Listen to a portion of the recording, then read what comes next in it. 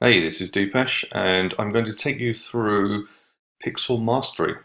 Pixel Mastery for me is all about making sure that your pixel is firing in the right way and you're using it in the right way to be able to give Facebook enough information to make your campaign a success. And everything that Facebook's learning about your website or your app is fed back into your campaigns. So the campaign performance, the optimizations, everything like that is fed back in. But also the pixel allows you to track additional information on your website, which you can then go into Facebook to analyze. So Facebook have revamped Facebook Analytics, and it's a great way of diving deep into your pixel to find out what's working and maybe not what's not working as well. So really the key here is to make sure everything is set up in the right way. Now, you're on the course, and I'm taking the assumption here that you've already installed the Pixel and you're using it on your website. And so I'm not going to be covering off the detail on how to install it. Facebook offer a free training on getting the Pixel installed and then getting the data sent back and just getting the basics in place. If you're not already using the Chrome plugin, the Facebook Pixel Helper, do so. It's a free plugin and it just allows you to track the activity on your website to see what's working and what's not. So the first part that I want to cover is tagging your key events. So if you're using a platform like Shopify or some of the other platforms out there, they may automatically tag your events. So for example, in Shopify, you can add your pixel ID and Shopify installs the right events into the right pages. So your product page is automatically appended with view content and then through your funnel. But in most cases, that won't be the case. So making sure that you've got the right data tagged up to the right page is essential because A, you can build audiences from that, and then B, you can also optimize your campaigns towards that pixel as well. So for example, if you want more purchases and you've got an ad set, then you might set the website conversion to look at purchases. But if you're not getting enough conversions, then you probably want to move that higher up the funnel and optimize for view content, for example, because you're more likely to get conversions. So making sure your key pages in your funnel are tagged up in the right way is so, so important. And it could be key pages like purchase, it could be lead events, registration complete, could even be a search on the site. One of the funnels that I have been working on recently, we have a login page. It's a two-sided marketplace, and we know that once people are logged in, the next natural event is to search, and once they've found the product they're looking for, then they'll go into cart and then buy. And when we're optimizing that journey, therefore, we're looking at the number of people that registered and signed in, but then also looking at whether they go on to search. And actually the conversion rate between people that have signed in and searched is a big indicator as to the quality of that audience, for example. So the Pixel also allows you to build this kind of funnel approach to looking at how far people are getting down your journey. So in Ads Manager, you can set up your columns in the same way as well. So you can see how many people get to view content, add to cart, etc., etc.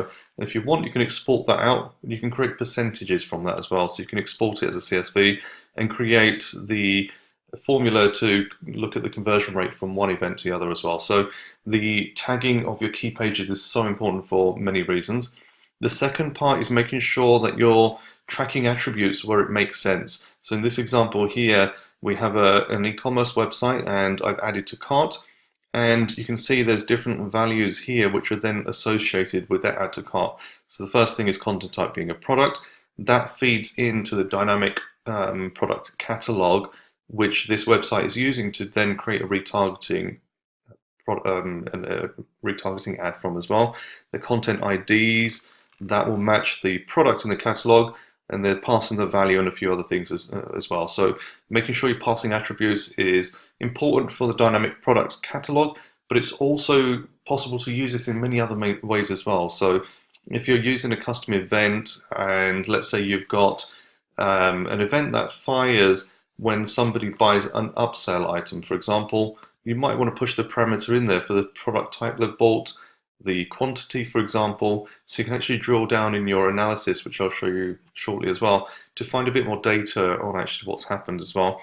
And also when it comes to events, you can have custom events as well. So Quite often you could find a situation where in the upsell example you don't have an event that naturally makes sense to have in your report. So you might create a custom event called upsell, and you can then track how many people have upsold after the initial purchase, for example. So you can customize these tags and then add attributes on top of that as well. The technicalities of adding attributes, it's something which again is available on the Facebook site. It's not something I'm going to go into, but it's really as simple as just adding a little bit of extra code into your event when you do paste that through. Now, what I will take you through is how to audit, analyze, and troubleshoot your pixel. For me, this is more important. These are the things which not everyone knows as well, and it's something which I'm keen to stress to you, because when it comes down to making sure things are working, analyzing is a big part of it. And actually, when things go wrong, you do want to troubleshoot and find out exactly what's gone wrong. So in my browser screen here, I've loaded up the big mega menu. The pixel section is now here below Events Manager. So if you load up the menu, click into pixels, you can see the pixel event here as well. So I'll just wait for that to load up again. So this pixel I'm looking at is my own pixel, just to illustrate how that looks. So here you get your top events and how many have fired in the last 7 days. If I had little different pixels, they would come up here.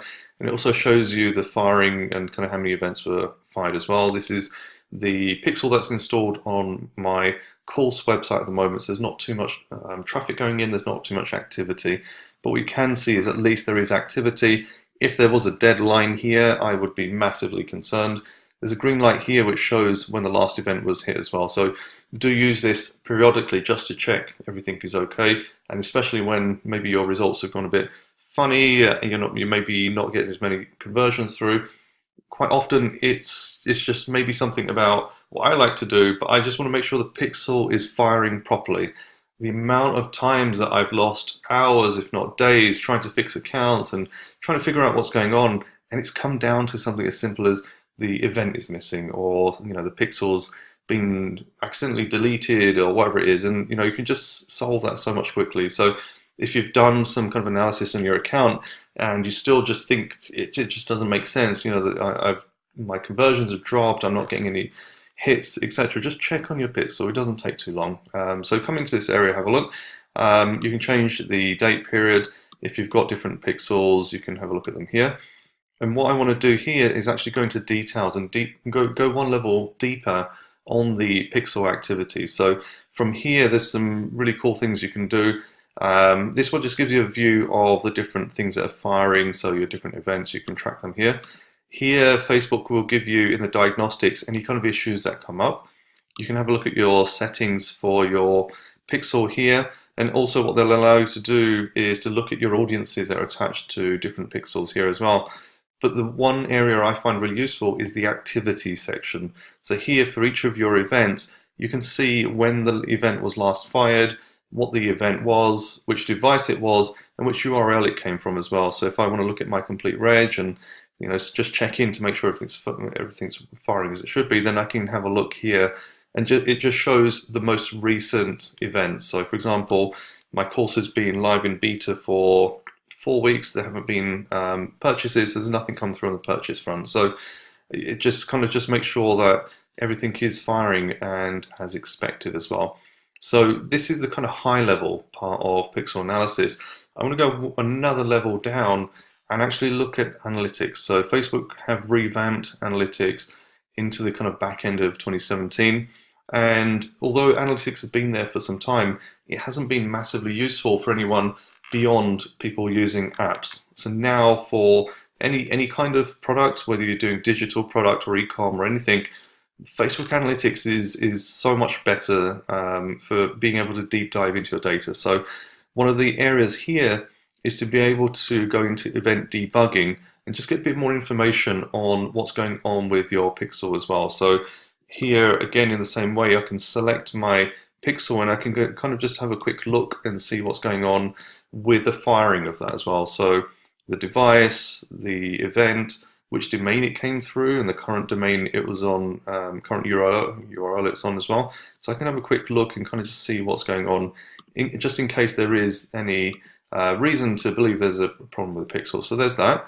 The other kind of cool part of this is actually being able to go into events and just click on one of your events and actually see what's going on with that individual event over time. So this is just the kind of registrations for the beta, which is not being promoted. They're just ticking over in the background, and I can kind of just have a look at different aspects of that data. I can break it down by different periods.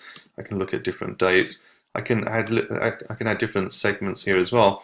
And then also you can drill down by different options. So I could drill down by age, by gender, by city, by country, just to be able to better understand those events that are happening. So, it could be a standard event, like I'm looking at here for complete registration, or it could be a custom event. But the key thing here is you can start to segment that event and find out the data behind the data. So I don't have enough data here, I don't think, to do age splitting. I think you need a certain number of hits to come through. But if I had the data, I'd be able to see the split by age, and I can look at different ages to see if there's a core age or a gender or a device type that's converting better than others, for example. So then I might switch my campaigns or my ad sets, my targeting, to maybe just focus on those slightly more than others. And this is a better way of analyzing that than in Ads Manager. Ads Manager gives you tables. You can look at data across different tables, age, etc., etc. But this is such an easier way on the eye to actually look at the data and get a sense for what's going on as well. So they're the kind of key things that I'd be looking at for troubleshooting and also analysis as well, to see if there's any opportunity for me to identify new audiences or cut through in different areas as well. So that's a quick look at analysis and troubleshooting as well. And then kind of the final part that I want to cover is creating custom audiences and lookalike audiences. So the more events you have, the more data you can pass to Facebook, the more chance you can be a lot more specific with your targeting. So if you're creating a custom audience for retargeting, and let's say I want to target people who have purchased a product but have not purchased an upsell, I can create two custom audiences, one of people that have purchased the main product, one of people that have purchased the upsells, minus the upsells from the main purchase. Then I've got a new retargeting pot post-purchase to target people that haven't actually gone for my upsell. So in this way you can kind of create splits of your different targeting to find new audiences, for example, and also you can then create lookalikes from the back of them as well. And the ways you can do that are quite simple through the interface. So if I just load up the audience section here, you create custom audience, website traffic. You can select by different options here, and you can go down into your events. So I might choose complete registration. Now, if I had the data, I might have options to split that by some other option that's an attribute as well. So I don't have any attributes set up, but if you did, you could have a parameter here, and you could say, the attribute contained. So for example, if I wanted to create a high value purchaser custom audience, I could say, right, the purchase event, the value is greater than, I don't know, arbitrary number of 1,000, for example. So if I'm selling a course and it's at $997, and I've been selling kind of small $47 single products, then if I set that at $1,000, the people in that audience will have bought more than once. So I could do the value is more than once. You can kind of just play around with different values here. You can do the currency, the URL, for example. So you can kind of play around with different ways of defining that audience, and can blend those together as well. So this all comes down to the pixel. Get the pixel right, and you can get the data right. You can create great audiences. You can also optimize in your ad set for these different pixels as well. So if you've created an upsell event, you can even optimize to your upsell as well. So rather than purchase, if you're getting a lot of purchases come through, why not try and optimize for your upsell and actually see if you can attract more people that are likely to buy into your upsell as well. So for me, the pixel is all about making sure your events are properly set up, you're mapping your journey out, you're tracking the right attributes, you're aware of how to audit, analyze, and troubleshoot, and you're able to select custom audiences to target and also to create lookalike audiences against. So make sure you get the pixel right, make sure you're checking in that it's firing okay, and that's such a big but understated part of making your audiences work. So just make sure you get this right.